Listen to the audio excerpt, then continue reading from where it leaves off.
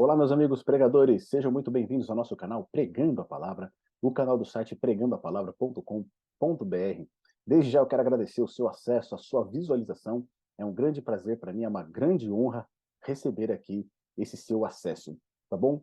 Meus amigos, o tema que eu quero tratar com você aqui hoje são 35 perguntas para você interpretar o texto corretamente, tá bom? 35 perguntas que nós devemos fazer para o texto bíblico a fim de que você consiga interpretá-lo corretamente, a fim de que você possa fazer uma exegese, mesmo sem os recursos acadêmicos, mesmo sem o conhecimento do hebraico e do grego, tá bom? Então fica comigo até o final desse vídeo para nós vermos juntos essas 35 perguntas que nós devemos fazer para o texto bíblico para extrair dele a correta interpretação, tá certo? Então peço que você deixe aqui o seu like no nosso vídeo, faça o seu comentário, se inscreva no nosso canal e principalmente compartilhe esse conteúdo aqui com outras pessoas que têm apreço pelo estudo bíblico, pela pregação bíblica, tá bom? Essas 35 perguntas, elas vão sair desse livro aqui, ó, As 4 Páginas do Sermão, tá bom? A gente já falou numa outra oportunidade aqui desse livro, eu já fiz a recomendação para vocês, é um livro excelente, é um manual também de pregação, tá? Então eu recomendo para você que quer aí ampliar os seus horizontes com relação à pregação. E aqui, numa seção, na página 65, ele vai trazer aqui 35 perguntas com fim exegético, tá bom? Ele vai usar como texto de exemplo 1 Coríntios, capítulo 1, do verso 10 a 18.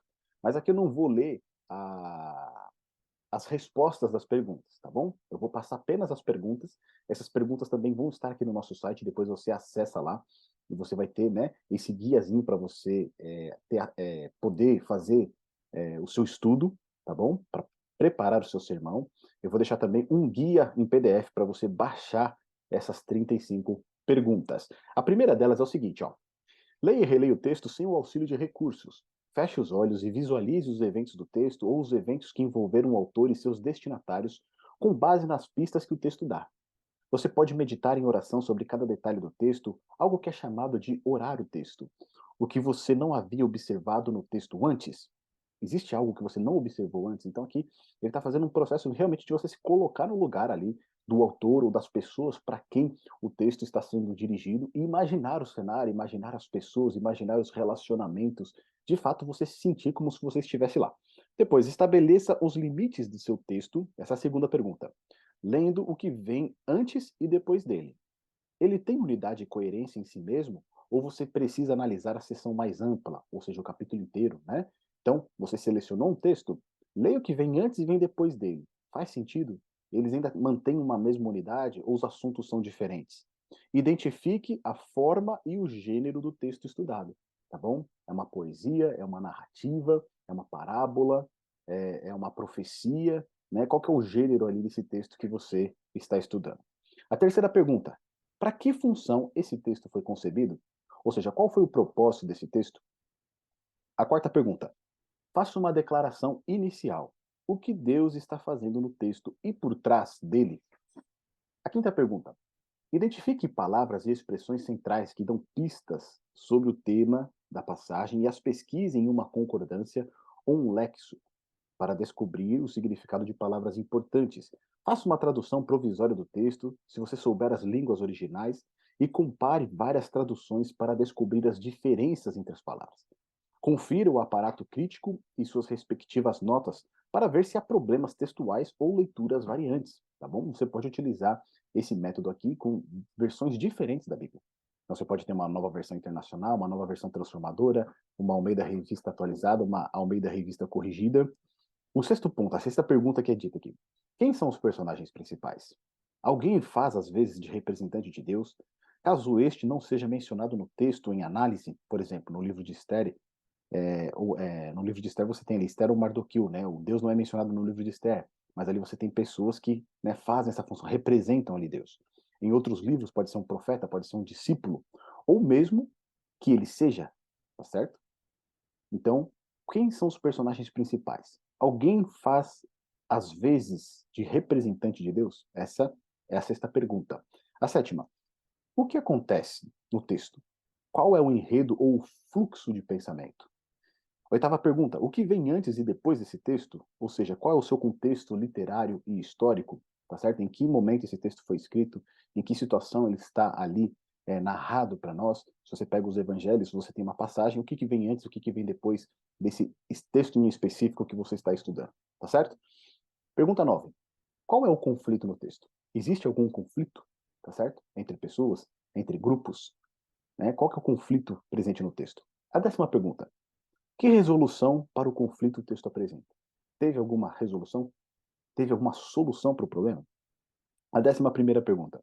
O que se sabe sobre o autor, o narrador ou o editor dessa passagem em específico? Tá certo? Quais informações você tem desse autor? Por exemplo, se é uma epístola de Paulo, o que que você sabe a respeito de Paulo? De alguma maneira, a história dele, de alguma maneira, né, aquilo que você conhece a respeito dele, tem alguma ligação com esse texto em específico? 12ª pergunta. Qual é o público-alvo? Se o texto é uma epístola, o que se sabe acerca do local em que ela foi escrita e para o qual se destinava?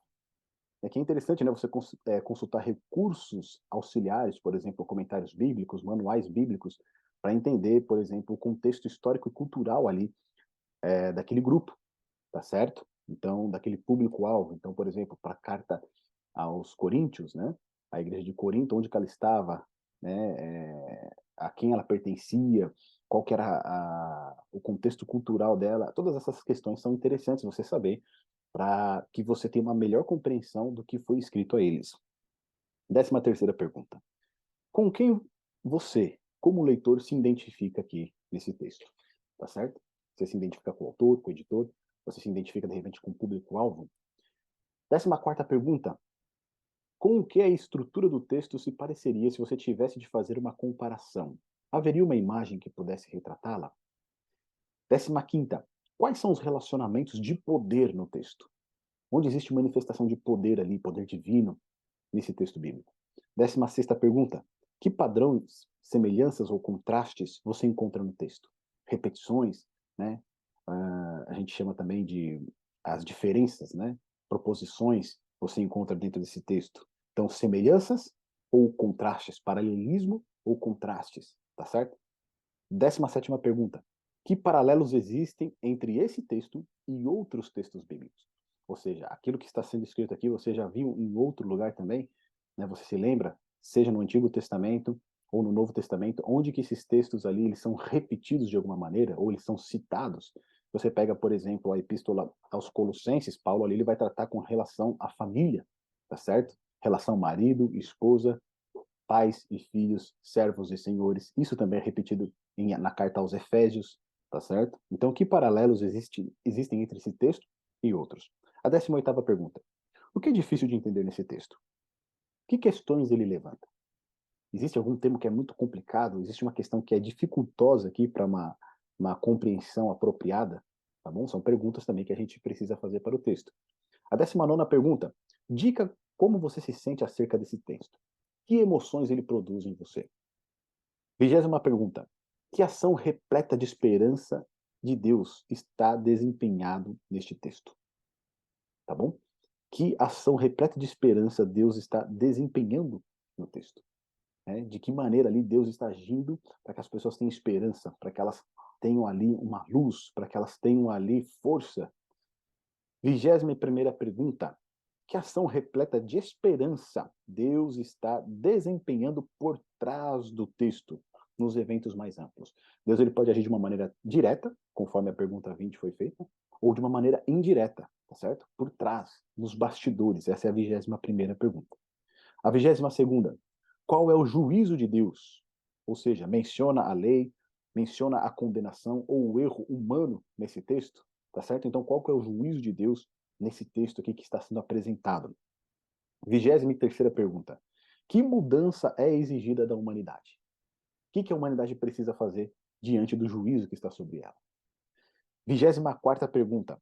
Que capacitação ou mudança o texto indica que Deus concede ou realiza?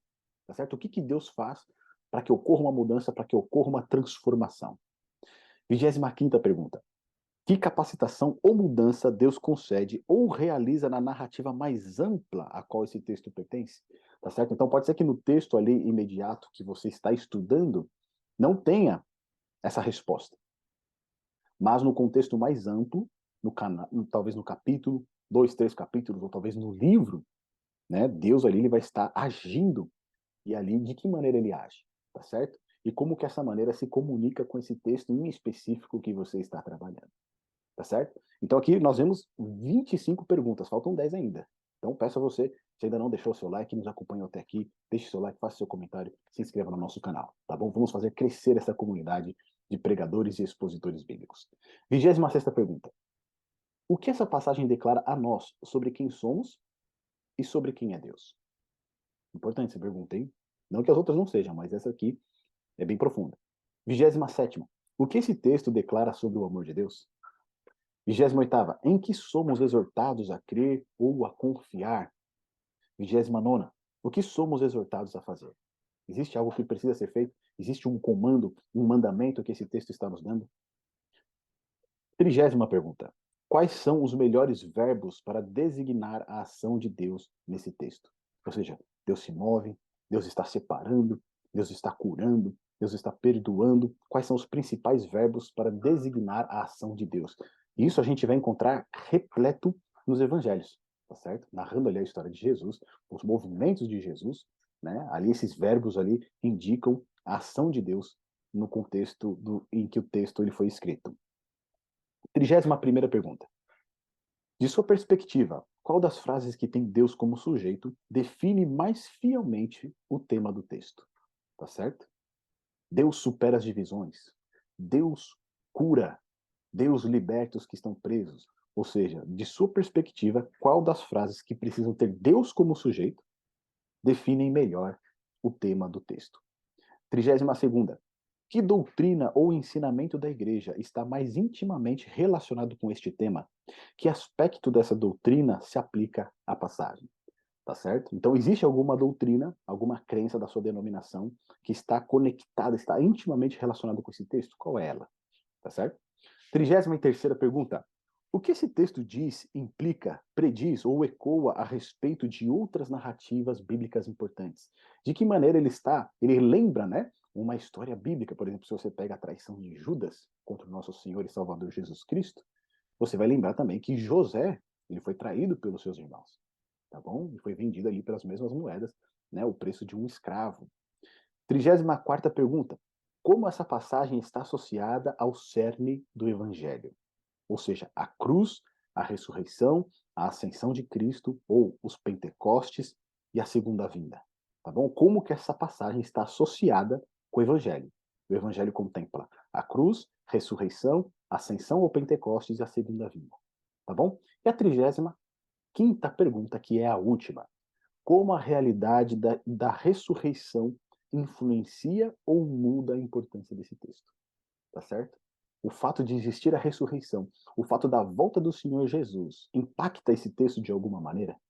Então aqui foram 35 perguntas que nós devemos fazer para o texto bíblico, tá bom? O objetivo dessas 35 perguntas é nós interpretarmos corretamente esse texto, interpretarmos ele profundamente, encontrando o real significado que o autor queria transmitir quando escreveu o texto bíblico. Tá bom, meus amigos? Eu espero que essas 35 perguntas tenham sido úteis para você. Aqui na descrição tem o link para o nosso site, onde você pode copiá-las. Você vai poder baixar ali o arquivo já com elas prontas, para que o seu próximo estudo, para que o seu próximo sermão seja ainda mais edificante. Tá certo, meus amigos? Não esqueçam, meus amigos, continuem pregando. Deus achou por bem salvar os que creem por meio da loucura da pregação. Que Deus te abençoe.